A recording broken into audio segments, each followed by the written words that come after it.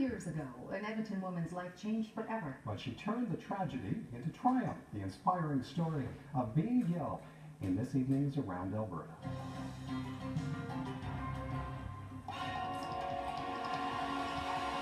I was in Las Vegas for my friend's baguette. It was Friday the 13th, and we had gotten there on the Wednesday. We were going to go to the pool, but it was raining outside, so I was just laying in bed with my friends, and suddenly I had the most excruciating pain I've ever felt in my low back. That lasted a few minutes, and then I wasn't able to move my right leg. I was bending my left leg up and down, flexing my ankle, wiggling my toes, and a few minutes later it went prickly from my hip to my toes, and I was completely paralyzed from the waist down. I was diagnosed with transverse myelitis. It's idiopathic, which means nobody knows what causes it or why it happens. I was told that I may have had a virus in my body 4 to 6 weeks prior, and whatever virus it was left a protein in my body, and my body just attacked itself. My life was flipped upside down. I went from being a completely independent 30-year-old woman with a well-paying job to being 100% dependent on caregivers. In the hospital, I couldn't roll over, I couldn't move by myself, I couldn't transfer. Luckily, my mom is a healthcare aide and she flew down, so she would help me transfer, help me shower, help me do all my daily things. I couldn't eat, I couldn't do anything without any balance. Moving. It was September of 2012. I was laying in bed and I was really thinking about wiggling my toes. I was just thinking about it, and I thought I did it. And so I ripped off the covers and I looked down and I was wiggling my toes. So I called my mom, she comes over and she's crying. I see it. I got that big toe is moving. That was a big monumental day because that was the first movement that I got back, and that pretty much kick-started my recovery.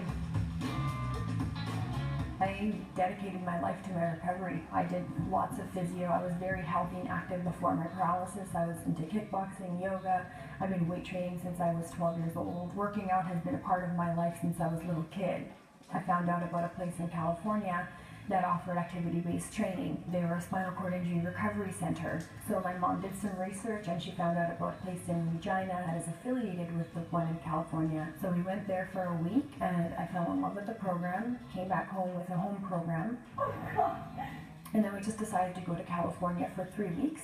And that's where I saw the most results that I had saw in the first week there compared to the 10 months of physiotherapy I had done here in Edmonton. So I knew I had to find a trainer when I got back here. Push. There you go. She's made huge leaps and bounds. She started off having very, very stiff legs, not being able to move either her right or her left very well or independently. Now her right leg is very independent. She can hip flex it up, lift it up and down, step very frequently, very consistently.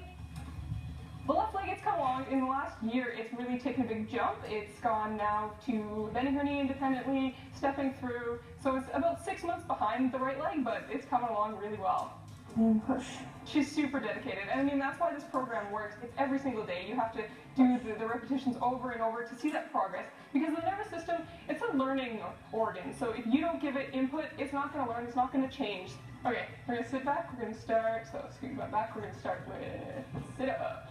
ReYu Paralysis Recovery Center is the brainchild of Nancy and I. We've been talking about it for a few years for this center to help people with neurologic conditions. Yeah, last one. Our core program is activity-based training, which has 4 components. The first is active assistance training, the second is core training, the third is weight bearing, and the fourth is gait training, and that is proper walking mechanics in a proper pattern. So that starts with crawling, riding a bike, because when you're riding a bike, that is the same motion as walking, and then eventually to walking. There you go. 20 years ago, if you had a spinal cord injury, that was it. You were life in a wheelchair and nothing left to, I guess, gain.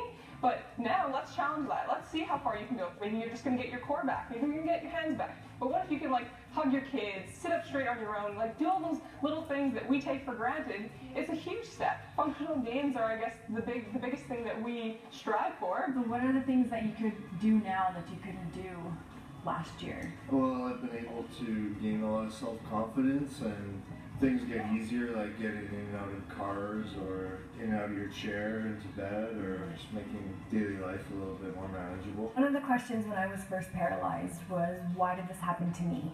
What did I do that was so bad that I deserve to be paralyzed? How much was the walk in the purse?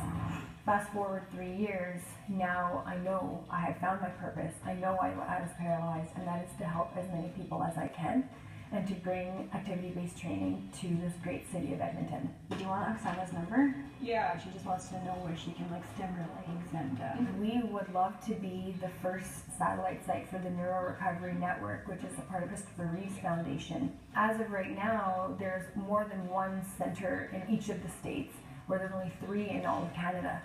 Push, push, push, push, push. We want this service to be available all across Canada to all communities, no matter where geographically you're located. Take those right abs in. Hopefully one day we'll be all across Canada, maybe even across the world. high five.